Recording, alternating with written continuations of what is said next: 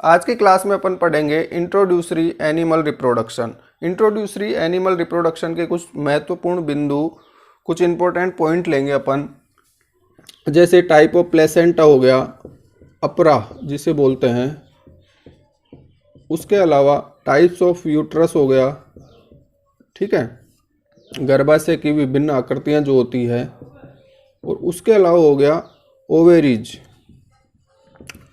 Shape of ovaries यानी अंडाशय की विभिन्न आकृतियां। ये जो पॉइंट है बहुत ही इंपॉर्टेंट है अपने एग्जाम के दृष्टिकोण से। यहाँ से 1 से 2 क्वेश्चन निश्चित रूप से अपने एग्जाम में पूछे जाते हैं, जैसा कि अपन ने पुराने पेपर्स 2016 और 2018 में देखा कि यहाँ से 1-2 क्वेश्चन अपने एग्जाम में निश्चित रूप से पूछे जाते हैं। तो आज की क्लास अपनी रहेगी प्लेसेंटा, यूट्रस एंड ओवेरीज से संबंधित। तो पहला पॉइंट पढ़ेंगे अपरा, ठीक है। अपरा जो होता है प्लेसेंटा, देखिए प्लेसेंटा होता क्या है। सबसे पहले तो प्लेसेंटा को परिभाषित करना चाहें तो ये क्या है, एक फंक्शनल कनेक्शन होता है, क्रियात्मक संबंध होता है माता और भ्रूण के बीच में, ठीक है। क्या है ये, functional connection between mother body and foetus. माता के शरीर एवं उसके अंदर जो भ्रूण है, दोनों के बीच का जो क्रियात्मक संबंध होता है उसे क्या बोलते हैं, अपरा बोलते हैं। ये क्या करता है, कार्य क्या होते हैं इसके, देखिए इसके कार्य होते हैं। सबसे पहला कार्य होता है इसका कि ये माता के शरीर से भ्रूण के शरीर में रक्त आपूर्ति करता है, ठीक है, ब्लड सप्लाई। ब्लड सप्लाई यानी रक्त आपूर्ति करता है।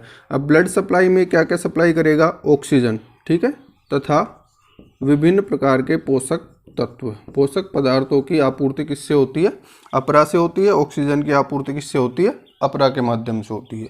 उसके अलावा और क्या कार्य होते हैं इसके, ये क्या करता है, भ्रूण के जो वेस्ट प्रोडक्ट हैं, उत्सर्जी पदार्थ होते हैं, भ्रूण के उत्सर्जी पदार्थों का निष्कासन करता है। उत्सर्जी पदार्थों का निष्कासन, ठीक है। भ्रूण के अंदर जो वेस्ट प्रोडक्ट होते हैं, उत्सर्जी पदार्थ होते हैं, उनको माता के शरीर तक पहुंचाने का कार्य भी कौन करता है, अपरा करता है, ठीक। उसके अलावा अपरा के क्या कार्य होते हैं, तो ये क्या करता है, भ्रूण जो होता है, भ्रूण के रक्त का शुद्धिकरण, भ्रूण के रक्त का शुद्धिकरण भी कौन करता है, प्लेसेंटा करता है, अपरा करता है, ठीक है। तो ये पढ़ा अपन ने प्लेसेंटा के विभिन्न कार्य। ऑक्सीजन में पोषक पदार्थों की सप्लाई करता है, उसके अलावा उत्सर्जी पदार्थों को भ्रूण से बाहर निकालता है, और भ्रूण के रक्त का शुद्धिकरण भी किससे होता है, प्लेसेंटा से होता है। तो ये विभिन्न सामान्य से कार्य होते हैं अपरा के। अब पढ़ेंगे अपन अपरा को कैसे डिवाइड किया गया है, क्लासिफिकेशन ऑफ प्लेसेंटा। तो प्लेसेंटा को जो डिवाइडेशन है, क्लासिफिकेशन है, वो किसके आधार पर कर सकते हैं अपन, एक तो विलाई के आधार पर, ठीक है, अपरा के ऊपर जो विलाई होती है प्रेजेंट, उनके स्ट्रक्चर के आधार पर डिवाइड किया जा सकता है, और एक कर सकते हैं उसकी ऊतकीय संरचना यानी हिस्टोलॉजी के बेस पर। 2 प्रकार से इसका क्लासिफिकेशन पढ़ेंगे अपन।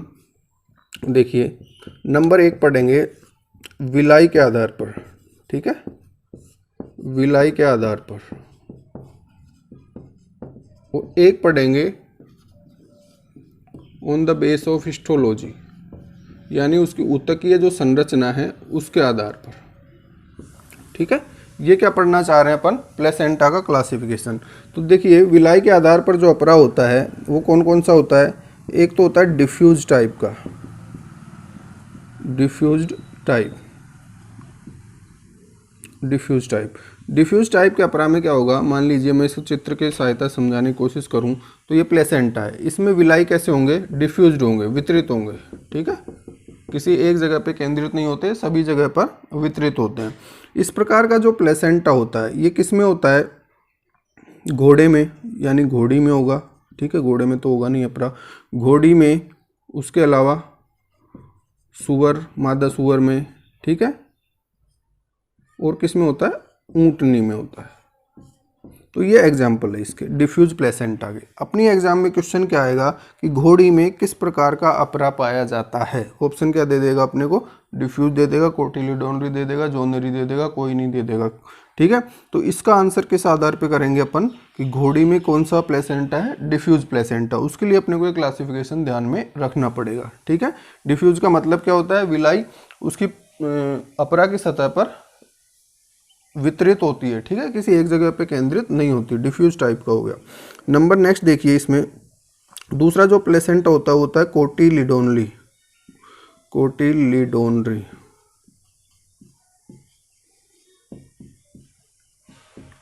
कोटिलिडोनरी जो प्लेसेंटा होता है वो किस में होता है, रूमंथी यानी रूमिनेंट्स।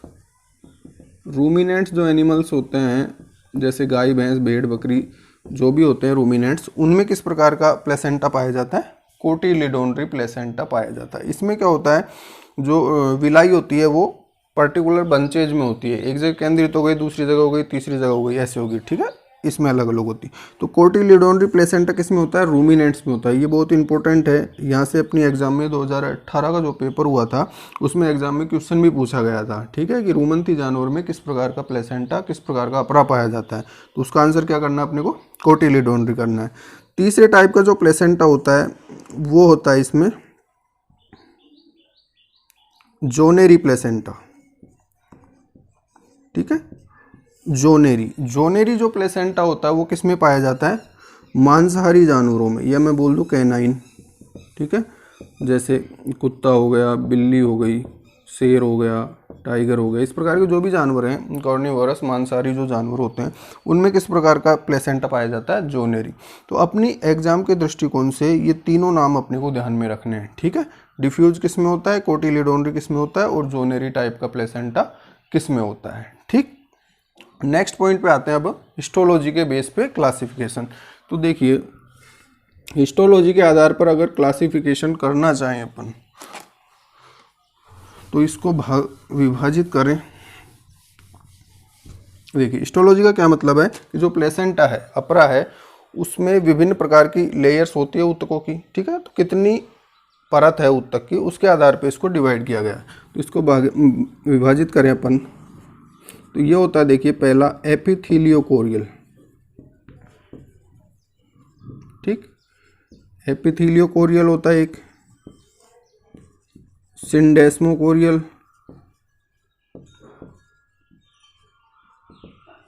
एपिथीलियो सिंडेस्मो, एंडोथीलियोकोरियल, और एक होता है हीमोकोरियल। ठीक है, ये होता है हिस्टोलॉजी के बेस पे विभिन्न प्रकार के प्लेसेंटा, एपिथीलियोकोरियल, सिंडेस्मोकोरियल, एंडोथीलियोकोरियल और हीमोकोरियल। अब देखिए, इनके एग्जाम्पल अपने एग्जाम में पूछे जाते हैं। ठीक है, कि एपिथीलियोकोरियल प्लेसेंटा किस में पाया जाता है, सिंडेस्मो किस में पाया जाता है, एंडोथीलियोकोरियल किस में पाया जाता है। तो अपने को क्या ध्यान में रखना है, जिस प्रकार से अपन ने इधर 3 पढ़े हैं उसी प्रकार से इधर 3 ले लें अपन। ठीक है, हीमोकोरियल जो होता है वो किस में होता है, मनुष्य में होता है, मानव में।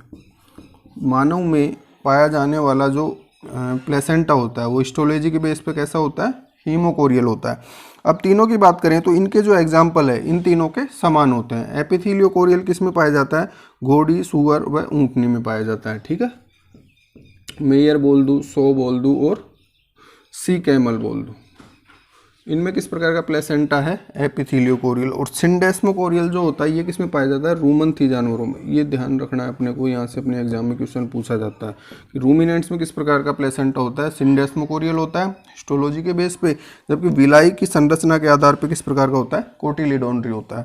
ठीक है, और एंडोथीलियोकोरियल किस में होता है, कैनाइंस में। ठीक है, कुत्ता एवं बिल्ली, इसमें किस प्रकार का प्लेसेंटा होता है, एंडोथीलियोकोरियल।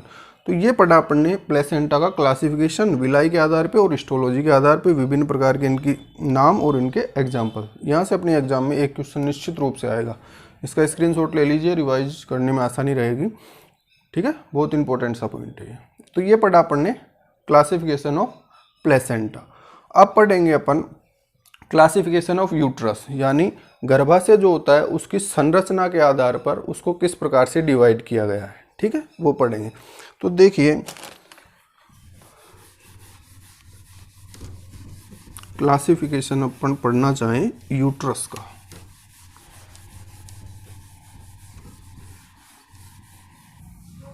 देखिए classification of uterus, classification of uterus पढ़ रहे हैं अपन, यानी गर्भाशय का वर्गीकरण। गर्भाशय को उसकी संरचना के आधार पर, देखिए गर्भाशय का वर्गीकरण, तो गर्भाशय का वर्गीकरण दो प्रकार से कर सकते हैं अपन, ठीक है। नंबर एक, गर्भाशय में क्या क्या होता है। देखिए गर्भाशय की संरचना का चित्र बनाने की कोशिश करें अपन, तो कैसा चित्र बनाएंगे, इस प्रकार से बनाएंगे।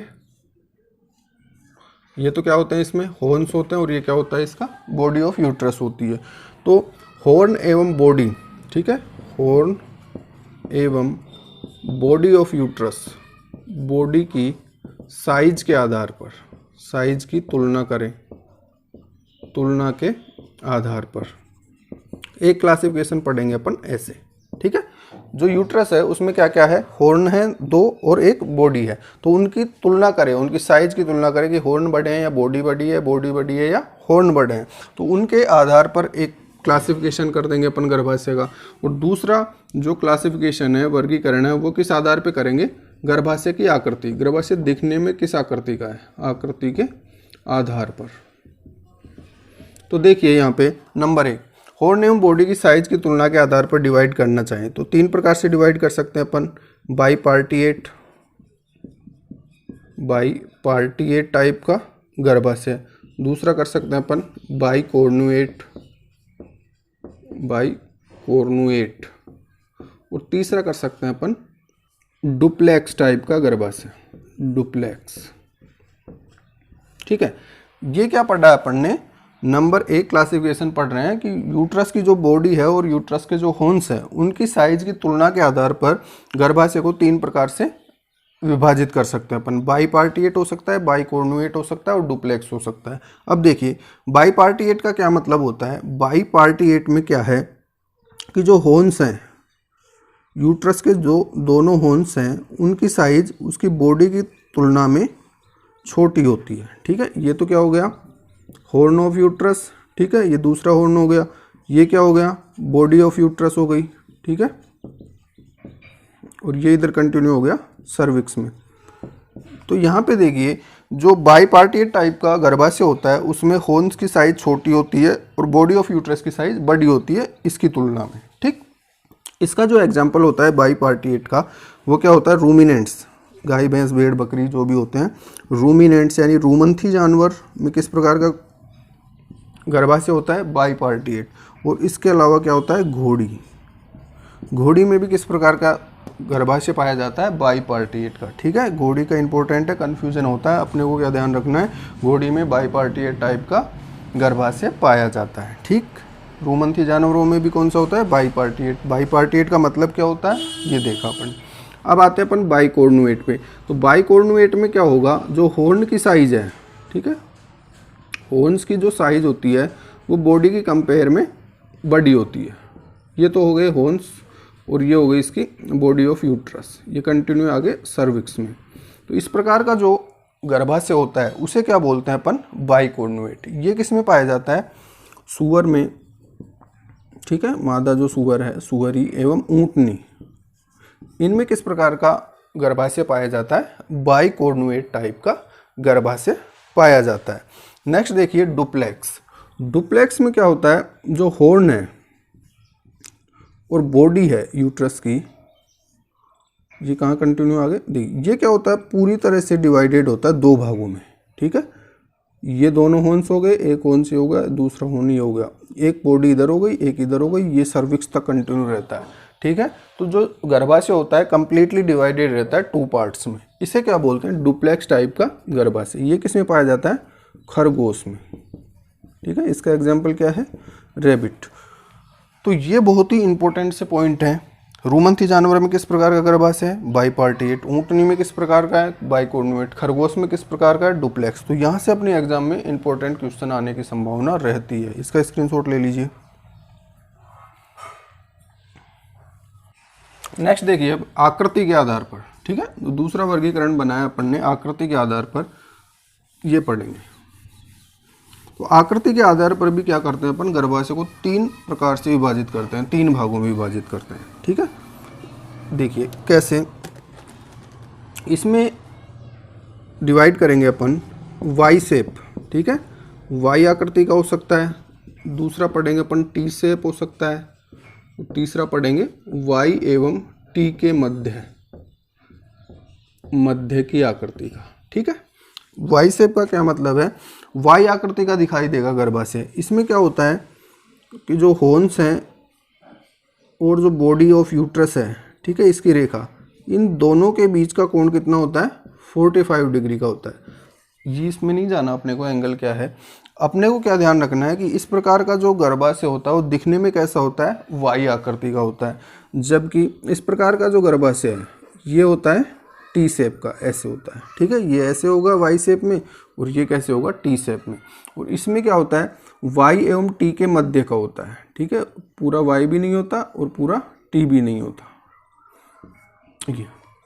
तो इस प्रकार से अपन गर्भाशय की आकृति के आधार पे इनको डिवाइड करते हैं। ध्यान क्या रखना है अपने को, ठीक है, एग्जाम में क्या आता है अपने कि वाई शेप का जो गर्भाशय होता है वो किस में पाया जाता है, रूमंथी यानी रूमिनेंट्स में पाया जाता है। ठीक है, रूमिनेंट्स में पाया जाता है। उसके अलावा सूअर में किस प्रकार का गर्भाशय पाया जाता है, वाई शेप का पाया जाता है। ठीक है, जबकि जो टी शेप है वो किस में पाया जाता है, मेयर यानी घोड़ी में। घोड़ी में किस आकृति का गर्भाशय होता है भाई, घोड़ी में किस आकृति का होता है, टी शेप का होता है। इंपॉर्टेंट है, यहाँ से क्वेश्चन आएगा एग्जाम में। इसके अलावा देखिए वाई व टी के मध्य किस प्रकार का ये होता है, ऊंटनी के अंदर। ठीक है, इसका एग्जाम्पल क्या है, ऊंटनी। तो ये विभिन्न प्रकार के आकृतियों के आधार पे अपन ने क्या कर दिया, गर्भाशय को डिवाइड कर दिया। वाई शेप का जो गर्भाशय होता है वो रूमंथी जानवरों में पाया जाता है, टी शेप का घोड़ी में होता है, और वाई एवं टी के मध्य का किस में होता है, ऊंटनी में होता है। ठीक है, shape of ovaries, shape of ovary यानी अंडाशय की जो आकृति है। ठीक है, अंडाशय की आकृति, यहाँ से भी एग्जाम में क्वेश्चन पूछा जाता है अपने, क्या होता है इसमें। देखिए अंडाशय की आकृति की बात करें अपन तो गाय भैंस, गाय एवं भैंस, इसमें किस प्रकार की ओवेरी होती है, आलमंड शेप। ठीक है, आलमंड शेप मतलब बादाम की जैसी आकृति की होती है, बादाम जैसी। गाय एवं भैंस बोल दूँ, बकरी भेड़, बकरी एवं भेड़ में भी कैसी होती है, आलमंड शेप बोलती है। तो अपने को यहाँ पे क्या कह सकते हैं अपन की जो रूमिनेंट्स होते हैं, रूमिनेंट्स यानी रूमंथी जानवरों में किस प्रकार की ओवेरी पाई जाती है, आलमंड शेप पाई जाती है। ठीक है, बादाम की आकृति की ओवेरी होती है, अंडाशय होता है। नेक्स्ट देखिए, ओवेरी की आकृति पढ़ रहे हैं अपन। घोड़ी की बात करें तो घोड़ी में कैसी ओवेरी होती है, सेम के बीज जैसी, सेम के बीज की आकृति की। ठीक है, ये ध्यान रखना है, यहाँ से डायरेक्ट क्वेश्चन आएंगे एग्जाम में। सेम के बीज की आकृति का अंडाशय पाया जाता है घोड़ी में, बकरी में, भेड़ में, भैंस में। ठीक है, इस प्रकार से क्वेश्चन आ जाएगा। तो सेम के बीज की आकृति का जो अंडाशय होता है वो किस में होता है, घोड़ी में होता है। नेक्स्ट पॉइंट देखिए इसमें, bunch of grapes, bunch of grapes जैसी किस में होती है, मुर्गी बोल दूँ एवं मादा सूअर। ठीक है, मुर्गी एवं सूअर में किस प्रकार की ओवेरी होती है, बंच ऑफ ग्रेप्स या अंगूर के गुच्छे जैसी, अंगूर के गुच्छे की आकृति की ओवेरी। ठीक है, अंगूर के गुच्छे जैसी आकृति का अंडाशय किस में होता है, मुर्गी एवं सूअर में।